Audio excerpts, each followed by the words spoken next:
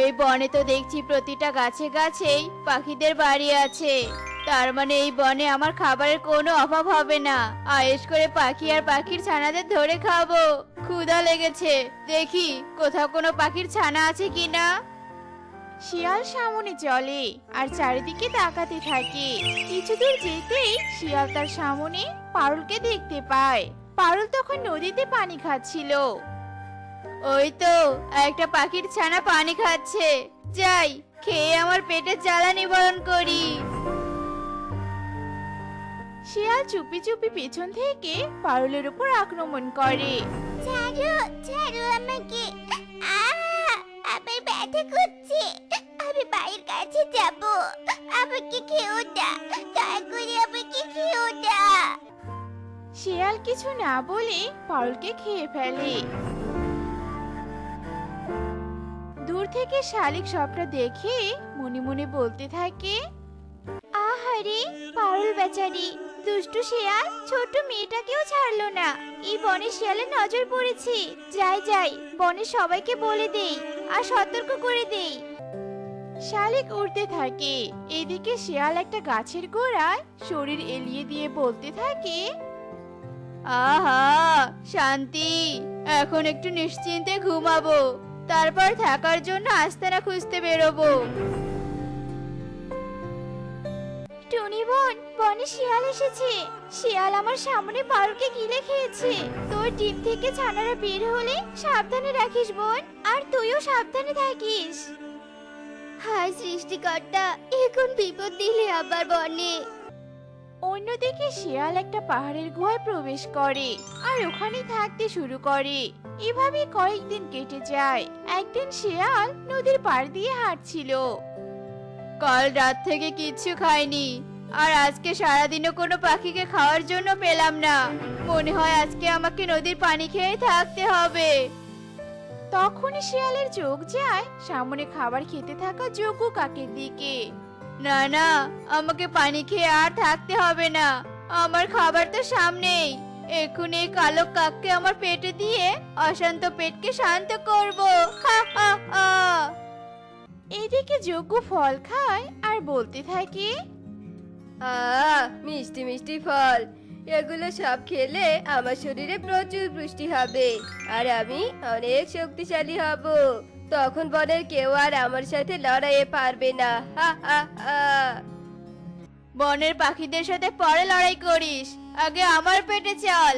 তুই এখন আমার পেটে গিয়ে আমার নারী ভুঁড়ির সাথে লড়াই করবি। আয় আয়, কাছে আয়, দেরি করিস না। হা হা হা। কি কি কি কি কি বলছে এসব শিয়াল বাবা? আমাকে খাবি তুমি? না রে মামা, এমনটা করো না, দয়া করো। যজ্ঞ পেছনে পেছাতে থাকে আর শিয়াল এগিয়ে যজ্ঞর দিকে আসতে থাকে। আমার পেট ক্ষুধায় গরম হয়ে আছে, আর দেরি করিস না বলছি। তোমার পায়ে পড়ি, আমাকে ছেড়ে দাও, খেও না আমাকে শিয়াল মামা। আমার এত সুন্দর জীবনটা নষ্ট করো না। তুমি আমাকে যা করতে বলবে আমি তাই করব, তবু আমাকে ছেড়ে দাও। আমি যা করতে বলবো তুই তাই করবি? হ্যাঁ হ্যাঁ, তাই করব মামা। তবে বেশ শোন, আজকের পর থেকে তুই আমাকে বনের পাখিদের ছানার সন্ধান দিবি, আর আমি তাদের খাবো। আর আজ থেকে তুই আমার সাথে আমার আস্তানায় থাকবি, বুঝেছিস? শিয়াল বাবা, আমি তোমাকে পাখিদের ছানার সন্ধান দিব, কিন্তু তোমার সাথে থাকতে পারবো না। আমার অনেক ভয় করবে, তুমি যদি আমাকে খেয়ে ফেলো তখন। হ্যাঁ, আমি তোকে খাবো না, তবে কথা না শুনলে কঠোর শাস্তি দিব। এখন আমার ক্ষুধা লেগেছে, যা পাখির ছানার সন্ধান নিয়ে আয়। সন্ধান নিতে যাওয়া লাগবে না, আমি আজকে সকালে শুনেছি শালিকের মেয়ে হয়েছে। চলো শালিকের বাড়িতে যাই মামা। শিয়াল আর যজ্ঞ শালিকের বাড়ির দিকে চলতে থাকে। কিছুক্ষণ পর ওরা শালিকের বাড়ির সামনে আসে। যজ্ঞু, যা ঘর থেকে ছানাটাকে নিয়ে আয়, আমার আর তর্স হয়েছে না। শালিক ঘরে থাকলে ওকেও নিয়ে আসিস, বুঝেছিস?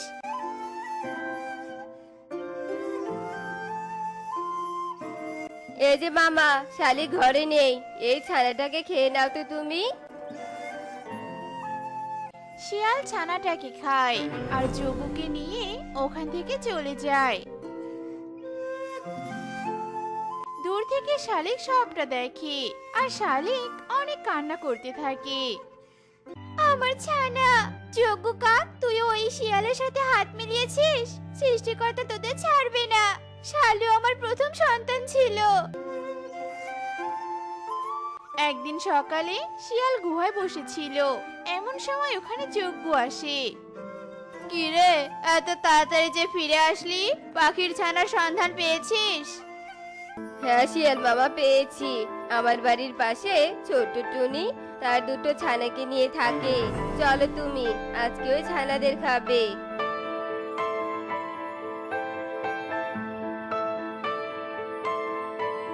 শিয়াল আর যজ্ঞ টুনির বাড়ির সামনে আসে।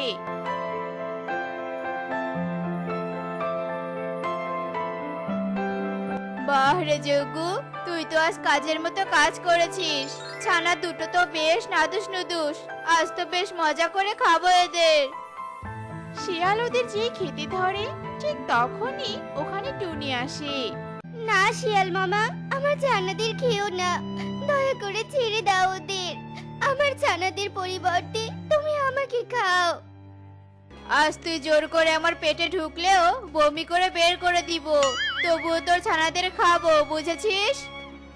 শিয়ালের এমন আগ্রহ দেখে টুনি মনে মনে বলতে থাকে, এই শিয়ালের সাথে আমি শক্তিতে পেরে উঠবো না। আমাকে বুদ্ধি দিয়ে একে আটকাতেই হবে। এই টুনি, এই ছানাদের সামনে থেকে সর বলছি। শিয়াল মামা, তুমি তো আমার ছানাদের খাবে। আমি আমার ছানাদের দেখতে পাবো না।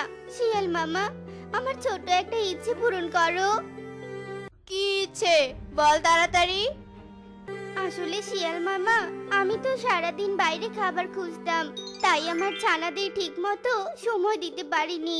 তুমি যদি আমার ছানাদের একটা দিন সময় দিতে, তাহলে আমি ছানাদের অনেক আদর যত্ন করতাম। শিয়াল মামা, তুমি কালকে বরং আমার ছানাদের খেও, দয়া করো। বেশ, তুই যখন এত করে বলছিস, তখন আমি কালকে এসে তোর ছানাদের খাবো।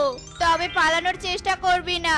আমার ক্ষমতার হাত কত দূর তা তো তুই ঠিক মতোই জানিস।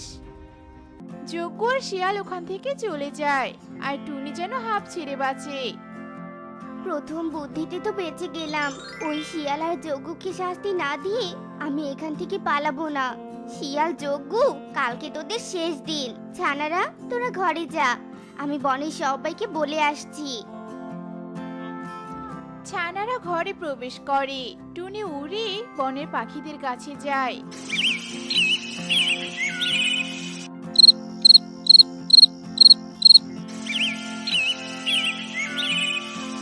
পরের দিন শিয়াল তার কথা মতো টুনি ছানাদের খেতে আসে। এদিকে টুনি তার বুদ্ধি মতো একটা গর্তে কাটা রাখে আর তার উপর লতা পাতা দিয়ে ঢেকে রাখে আর তার ছানাদের গর্তের উপরে রেখে দেয়। টুনি, কই তোর ছানারা? আমার সামনে আন এদের। শিয়াল মামা, ওই যে আমার ছানারা। তুমি ওদের খেতে পারো। যাও, ওদের কাছে যাও।